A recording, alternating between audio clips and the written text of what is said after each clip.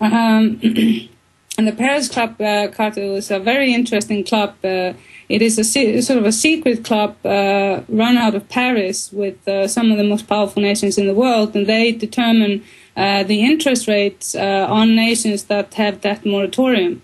And apparently it is the case of Iceland, and that national referendum has been discussed in that club.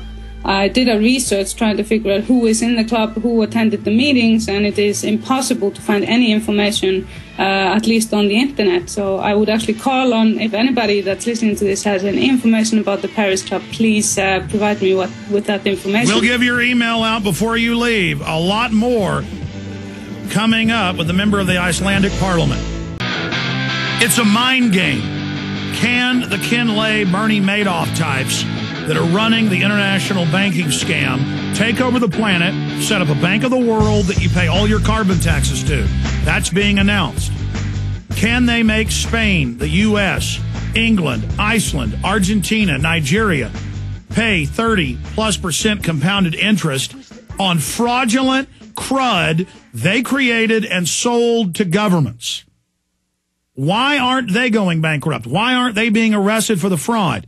Why aren't countries saying, no, we're not going to give in to your financial terrorism? Now, they told Iceland they would destroy them in the last year if they didn't capitulate and basically become debt slaves to these people in perpetuity.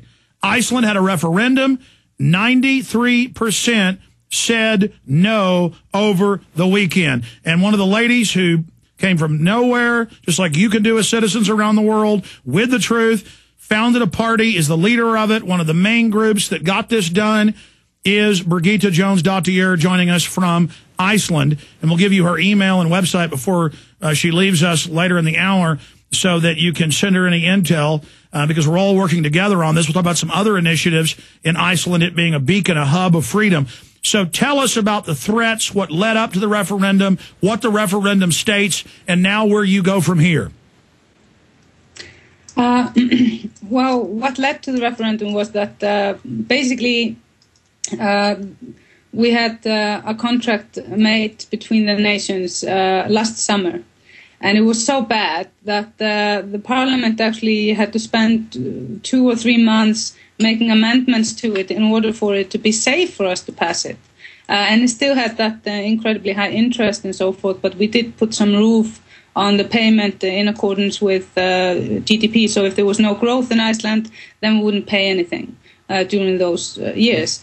However, it was extremely bad, and we're still paying 5.5 interest.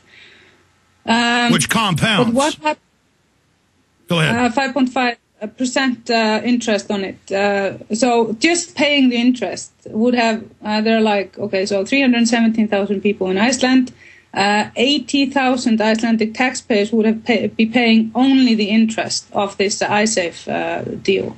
And that's the same model they used in all these other countries, third world countries, where you'll have $1 billion loan backed by nothing from the IMF or World Bank to, say, Nigeria, and then 20 years later, they owe 50-something billion on $1 billion. Exactly. Go ahead. And the thing is that the IMF, which is supposed to be an institute, something that all nations that are part of it pay into every year, and it's supposed to not to be interfering in between states or between countries. But the British, and they are a big shareholder in it, and they have been using it as, to blackmail us into submission.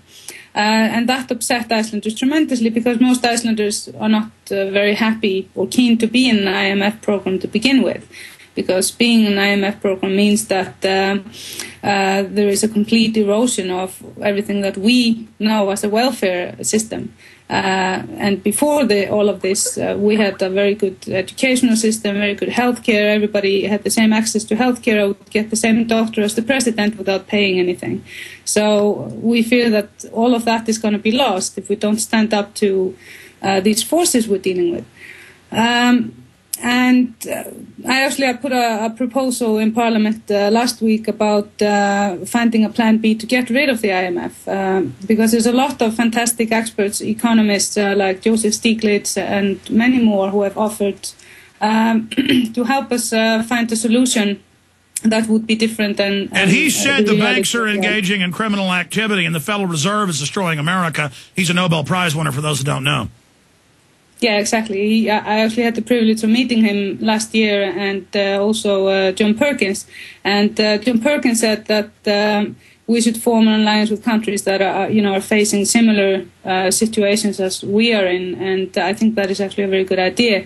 And I've been trying to encourage this government, which is, a left-wing government, which should actually be fighting very much against having an IMF program in Iceland, which the IMF program goes very much into privatization of everything.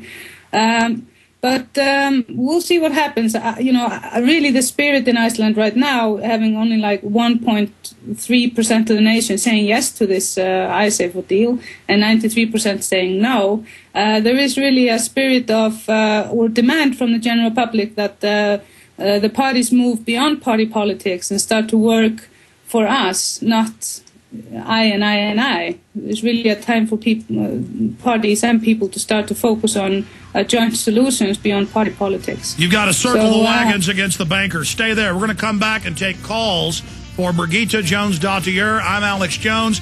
Calls only for her on the banking cartel. We'll also talk about, are the people of Iceland excited they've had this big victory? How will the banking empire strike back? 1-800-259-9231. We'll be right back.